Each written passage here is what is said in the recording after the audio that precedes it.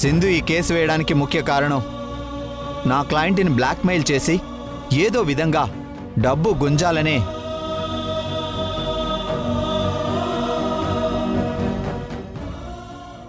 కక్ష సాధింపు చర్య. That's all your honour.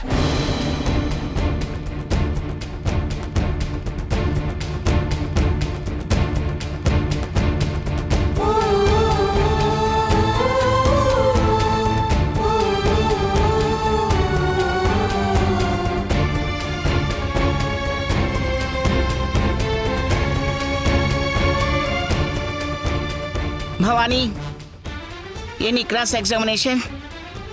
Yes, my lord.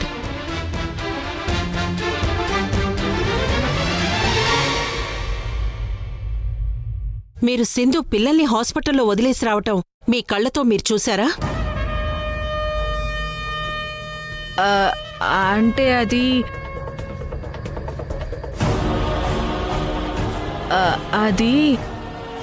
ఏంటి సమాధానం చెప్పకుండా నీళ్లు నములుతున్నారు? అయినా నేను ప్రశ్న అడిగితే సమాధానం కోసం లాయర్ ప్రసాద్ గారిని ఎందుకు చూస్తున్నారు? అబ్బే లేదు లేదు, నేనేం చూడలేదు.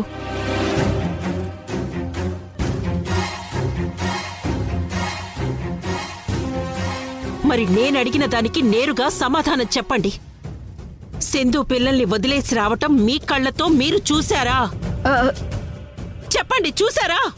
లేదు మేడం.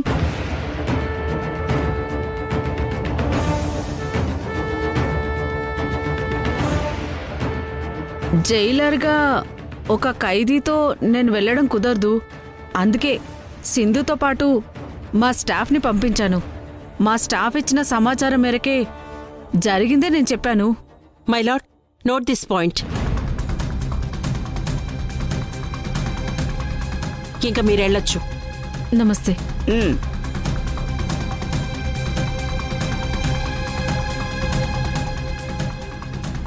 మై లార్డ్, జైలర్ ప్రత్యేకంగా చూసిన సాక్షి కాదు. వాళ్ల స్టాఫ్ ఇచ్చిన ఇన్ఫర్మేషన్ పట్టుకుని చెప్పిన సాక్ష్యం మాత్రమే ఇది. సో దీన్ని స్ట్రాంగ్ ఎవిడెన్స్ గా తీసుకోవాల్సిన అవసరం లేదు. I object your honour.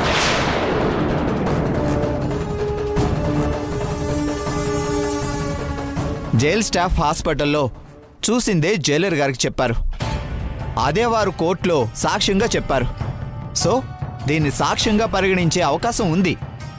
లేనిదాన్ని మీరు ఉంది అని చెప్పినంత మాత్రాన ఆ సాక్ష్యం చెల్లదు lawyer Prasad. Okay lawyer Bhavani గారు, జైలర్ సాక్ష్యం చెల్లకపోతే సింధుతో పాటు జైల్లో శిక్ష అనుభవించిన తోటి ఖైదీలున్నారు. వాళ్లతో కూడా సింధుయే తనకు పిల్లలంటే పడదని, అందుకే వాళ్ళని వదిలేసి వచ్చాను అని చెప్పిందట. యువర్ ఆనర్, మీరు అనుమతిస్తే ఆ సాక్ష్యాలు కూడా మీ ముందు ప్రొడ్యూస్ చేస్తాను. Permission granted. Thank you your honour.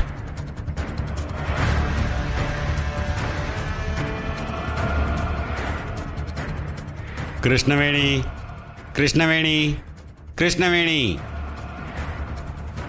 నమస్కారం అమ్మా. లాయర్ ప్రసాద్ చెప్పేది నిజమేనా? సింధుకు తన పిల్లలంటే పడదని, అందుకే హాస్పిటల్లో వదిలేసి వచ్చానని నీతో చెప్పిందా?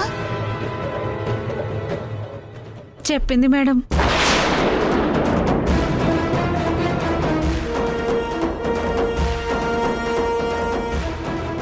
అప్పటికి నేను తనతో అన్నాను, తల్లివై ఉండి పిల్లల్ని ఎలా వదిలేసొచ్చావని. దానికి సింధు ఏమందో తెలుసా మేడం? ఏమంది? నా కడుపులో ఉండగానే వాళ్ళని వద్దు అనుకొని అబార్షన్ చేయించుకోవాలి అనుకున్నాను. అలాంటిది వాళ్ళకి నేను అమ్మగా ఎలా ఉంటాను అందమ్మా.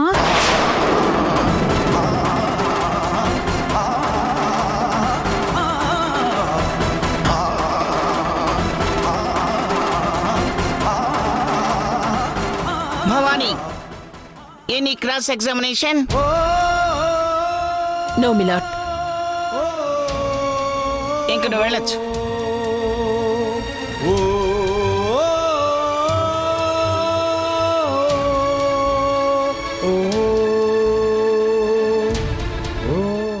ఇక్కడేం జరుగుతుంది? ఆ లాయర్ అలా మాట్లాడుతున్నాడేంటి? ఆ సాక్ష్యాలేంటి? అసలు నాకేం అర్థం కావడం లేదు. సింధు హాస్పిటల్లో పిల్లల్ని వదిలేసి వెళ్ళడం ఏంటి? అది కాదు కదా జరిగింది. డాక్టర్తో మాట్లాడి సింధుకి తెలియకుండా నువ్వే కదా పిల్లల్ని ఇంటికి తీసుకొచ్చావు.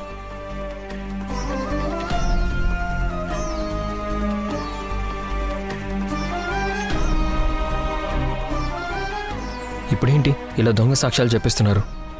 ఇది కరెక్ట్ కాదమ్మా. పిల్లల మీద మనకున్న ప్రేమ, అభిమానం, కమిట్మెంట్ గురించి చెప్పి నిజాయితీగా కేసు గెలవాలి గాని ఇలా అడ్డదారుల్లో కాదమ్మా. రే యష్, గట్టిగా మాట్లాడుకో, చిన్నగా మాట్లాడు. ఆ లాయర్కి చెప్పు రాంగ్ రూట్లో కేసు వాదించొద్దని. నీ పిల్లలు నీతో ఉండాలా వద్దా? నేను ఏది చేసినా రిషి శశి నీకు దూరం కాకూడదనేరా. కోర్టు విషయాలు ఇలాగే ఉంటాయి, నీకు అర్థం కావు. అన్ని వివరంగా నేను నీకు తర్వాత చెప్తాను. నువ్వు మాత్రం సైలెంట్గా ఉండు. తమ్ము, వద్దని చెప్తున్నా ఎందుకు మళ్ళీ మళ్ళీ తప్పు చేస్తున్నావు? చంద్ర, తల్లి నుంచి పిల్లల్ని వేరు చేసిందే కాకుండా సింధునే వదిలేసి వెళ్ళిందని తన మీద లేనిపోని నిందలు వేస్తావా? చంద్ర, నీకు వేరేగా చెప్పాలా? కోర్టులో ఎవరు ఏం మాట్లాడకండి. ఏదైనా ఉంటే ఇంటికి వెళ్ళిన తర్వాత మాట్లాడుకుందాం, అర్థమైందా?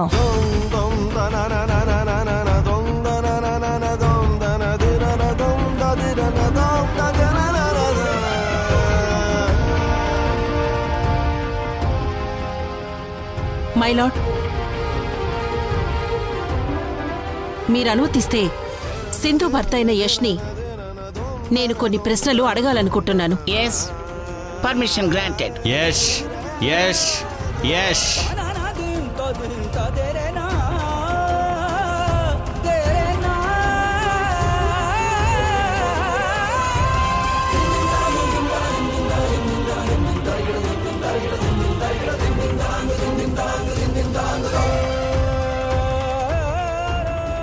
మీ అమ్మగారు, మీ ఇంట్లో ఉండే కన్యాకుమారి ఇద్దరూ కలిసి అర్ధరాత్రి పూట సింధు దగ్గర ఉన్న సాక్ష్యాల్ని తగలబెట్టారు.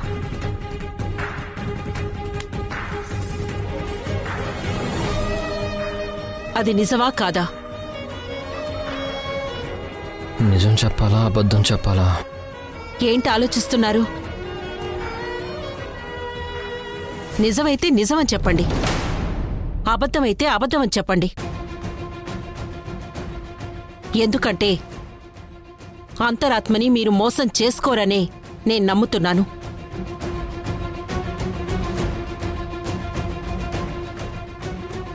నిర్భయంగా చెప్పండి.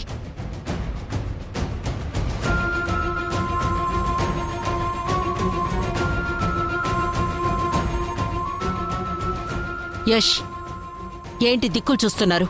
నాకు వాడి గురించి ఏం తెలీదు. పోనీ సింధు దగ్గరున్న సాక్ష్యాలని నాశనం చేశామని మీ దగ్గర ఎవరైనా మాట్లాడడం కానీ మీతో చెప్పడం కానీ జరిగిందా?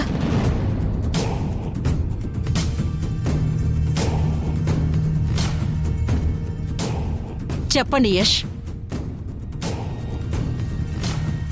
మాట్లాడండి యష్. నా ముందు అలాంటిదేమీ జరగలేదు. నిజం చెప్పండి యష్. మీరు అడిగిన ప్రశ్నలకి పిల్లల తండ్రిగా నేను సరైన సమాధానమే చెప్పాను. పిల్లల కన్న తల్లిగా సింధు వాళ్ళని దక్కించుకోవాలని కేసు వేసింది తప్ప మీ మీద పగతో కాదు. మీ మీద సింధుకి కోపం ఉన్నట్టు ఎప్పుడూ మాట మాత్రానికి కూడా నాతో చెప్పలేదు. ఎక్కడో నువ్వంటే సింధుకి నమ్మకం.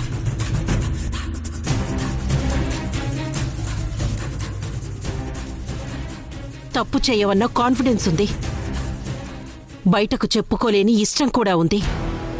అలాంటి సింధు గురించి ఈ న్యాయస్థానంలో అబద్ధం చెప్పడం కరెక్ట్ కాదు Yash.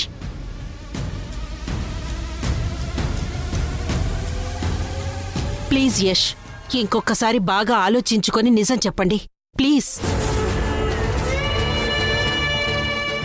I object your honour.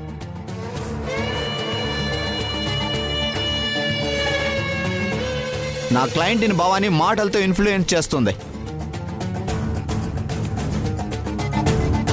Bhavani, please రిక్వెస్ట్లో అలాంటివేం వద్దు, స్ట్రైట్గా అడుగు. Okay my lord. మిస్టర్ యష్, ఆత్మసాక్షికి మించిన దైవం లేదంటారు. మీ ఆత్మసాక్షిగా నిజం చెప్పండి.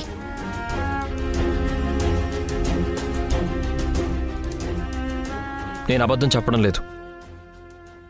మీరు నన్ను ఎమోషనల్ చేసి అబద్ధం చెప్పించాలని చూడకండి. సింధు దగ్గరున్న ఆధారాలు ఎవరు నాశనం చేశారన్నది నేను నా కళ్ళతో చూడలేదు. ఓకే,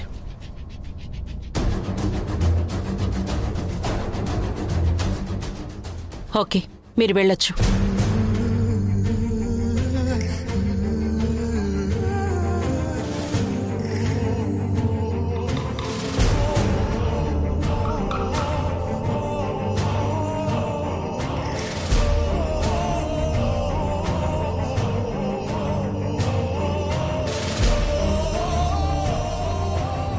మిలాడ్, యశ్ వాళ్ళమ్మ దమయంతి గారిని కూడా నేను ప్రశ్నించాలి. మీ అనుమతితో. Permission granted. దమయంతి, దమయంతి, దమయంతి.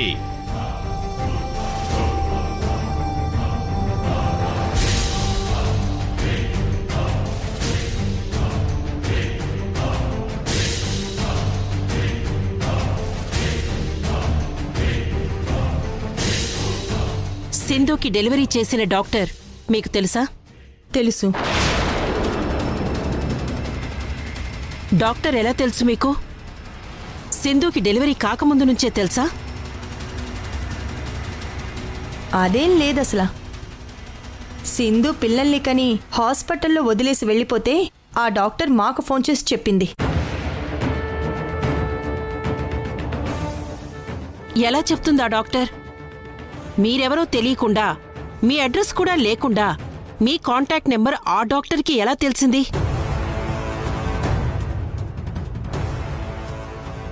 ఏంటి టెన్షన్ పడుతున్నారు? ఏ అబద్ధం చెప్పాలని ఆలోచిస్తున్నారా? కోర్టుని మోసం చేయాలని ట్రై చేయకండి. నిజం చెప్పండి. ఆ డాక్టర్కి మీ ఫోన్ నెంబర్ ఎలా తెలిసింది? ఎవరిచ్చారు చెప్పండి. బహుశా పిల్లల్ని వదిలించుకోవటానికి సింధునే ఆ డాక్టర్కి మా ఫోన్ నెంబర్ ఇచ్చిందేమో. లేదు జడ్జి గారు, ఆ డాక్టర్కి నేను ఎవరి ఫోన్ నెంబర్లు ఇవ్వలేదు. తనే పని కట్టుకుని వచ్చి డాక్టర్ని కలిసింది. లేదు జడ్జి గారు, ఆ డాక్టర్ ఫోన్ చేస్తేనే నేను వెళ్ళాను అసలు. మిలాడ్, ఈ కేసు ఇలా మలుపు తిరుగుతుందనుకోలేదు. సాక్ష్యాల్ని తలకిందులు చేయాలని చూస్తున్నారు. అదేం లేదు జడ్జి గారు, నేను అబద్ధం చెప్పడం లేదు, అంతా నిజమే చెప్తున్నాను. లేదు, మీరు చెప్పేదంతా పచ్చి అబద్ధం. ఈ లోకంలో ఏ కన్న తల్లి తన పిల్లల్ని వదిలించుకోవాలని చూడదు. ఏ డాక్టర్ అయినా హాస్పిటల్లో పిల్లల్ని వదిలేసి వెళ్తే పోలీసులకి కంప్లైంట్ చేస్తారు, లేదా చిల్డ్రన్ హోమ్ వాళ్ళని పిలుస్తారు. అంతే తప్ప పని కట్టుకొని రిలేటివ్స్కి ఫోన్ చేసి పిల్లల్ని అప్పచెప్పరు. జరిగిన విషయాల్ని మీరు మార్చి నెమ్మదిగా ఆలోచించుకొని కొత్త స్టోరీని క్రియేట్ చేస్తున్నారు. నేను ఆలోచించేది జరిగింది గుర్తు చేసుకోవడానికి తప్ప మార్చి చెప్పడానికి కాదసలా. ఓకే, మీ పాయింట్కే వస్తాను. ఆ డాక్టర్ని కోర్టులో ప్రవేశపెడితే మీరు చెప్పిన వర్షనే ఆమె కూడా చెప్తుంది కదా?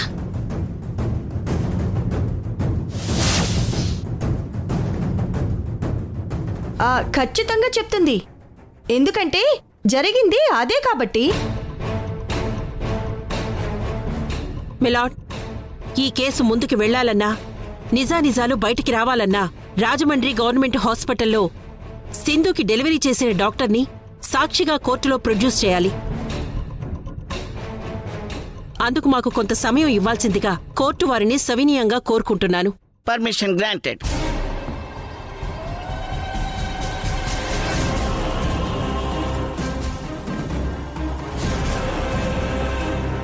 మీరు వెళ్ళి కూర్చోండి. నమస్తే.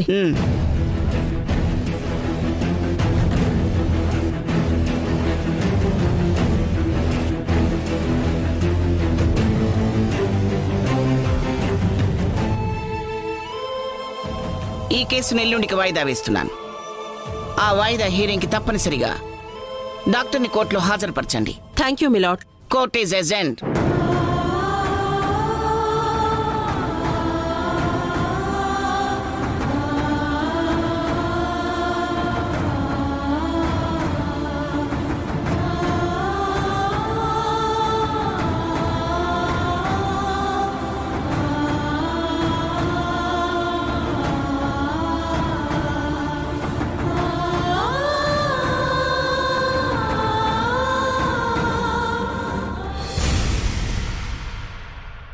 లాయర్ గారు, మీరు చాలా గ్రేట్. Thank you madam. నేను ఊహించిన దానికంటే మీరు దానికి మించి వాదిస్తున్నారు అసలు. మీరు కోర్టులో ప్రవేశపెట్టిన సాక్షుల్ని చూసి సింధుకి తన తరపు లాయర్కి దిమ్మ తిరిగిపోయింది. మీరు ఇలాగే కేసు వాదిస్తే మనం ఖచ్చితంగా గెలుస్తాం. ఈ ప్రాక్టికల్ ప్రసాద్ థియరీ క్యాచ్ చేయడం ఎవరికి అంత ఈజీ కాదు మేడం. నా వాదనలో సడన్ ట్విస్ట్లు ఉంటాయి. కేసు నాకు ఇవ్వడానికే డౌట్ పడ్డ మీరే ఇప్పుడు కోర్టులో నా ఆర్గ్యుమెంట్స్ చూసి శభాష్ అంటున్నారు. నా లెక్క వేరుగా ఉంటుంది మేడం. నన్ను తక్కువ అంచనా వేసిన వాళ్ళకి నేనేంటో ప్రూవ్ చేసే వరకు అస్సలు వదలను. ఈ కేసు గెలిపిస్తే ముందు మనం అనుకున్న ఫీజు కన్నా మీకు 10 రెట్లు ఎక్కువిస్తాను. మ్యామ్, ఓడిపోతామనే మాటను మీరు మర్చిపోండి. అంతా సరిగ్గానే జరుగుతోంది. నీ క్లయింట్ నిన్ను పొగిడిందని గొప్పగా ఫీల్ అవుతున్నావా ప్రసాద్? అఫ్కోర్స్, ఆ మాత్రం ప్రౌడ్ ఉంటుంది కదా భవాని. గర్వం నీ తలకెక్కింది కాబట్టి దొంగ సాక్ష్యాలతో ఈ కేసు గెలవాలని చూస్తున్నావా? దాన్ని గెలుపు అనరు. నిజాయితీగా గెలవటానికి ట్రై చేయి.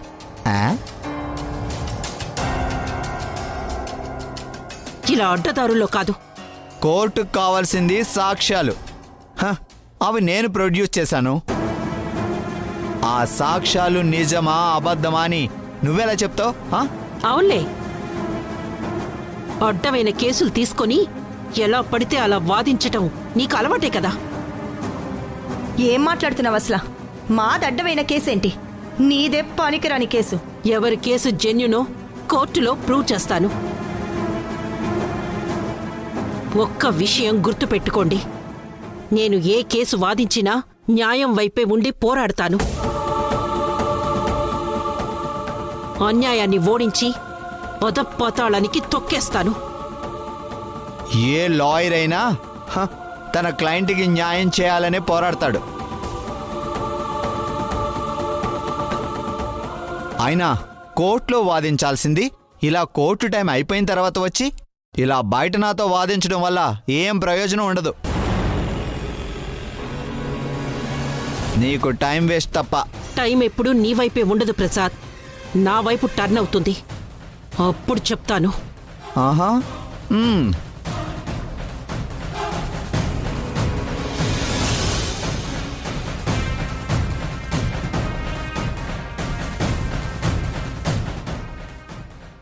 నాకు వాటి గురించి ఏం తెలీదు. మీరు నన్ను ఎమోషనల్ చేసి అబద్ధం చెప్పించాలని చూడకండి.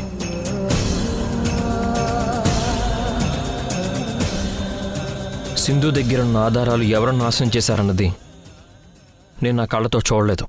ఓకే,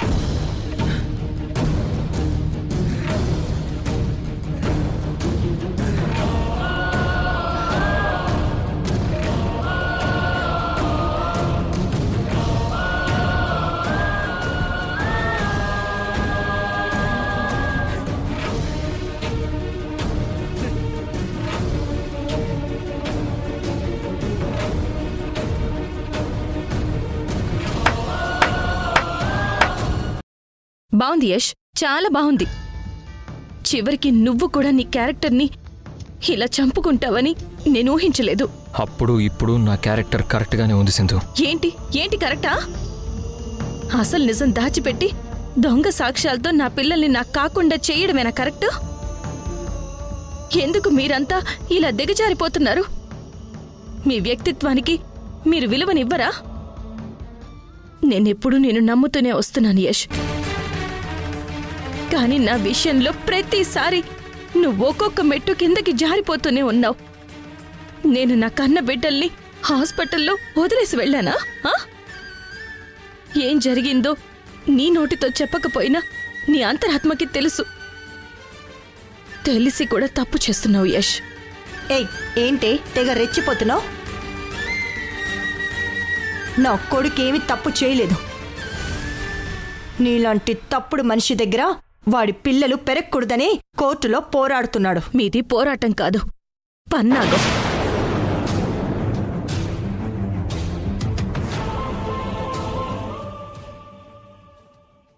ఇలానా మనం కోర్టులో కేసు గెలిచేది? ఆ సాక్ష్యాలన్నీ తప్పుడు సాక్ష్యాలే కదమ్మా. న్యాయం ధర్మం అంటే మనం ఇప్పుడు గెలవంరా. ఆ సింధునే గెలుస్తుంది. ఆ తర్వాత నీ ఇష్టం. నువ్వు కోర్టులో కేసు గెలిచావా? చెప్పమ్మా, నేను కేసు తప్పకుండా గెలుస్తాను. నిన్ను తీసుకెళ్ళడానికి నేను ఆ ఇంటికి వస్తాను.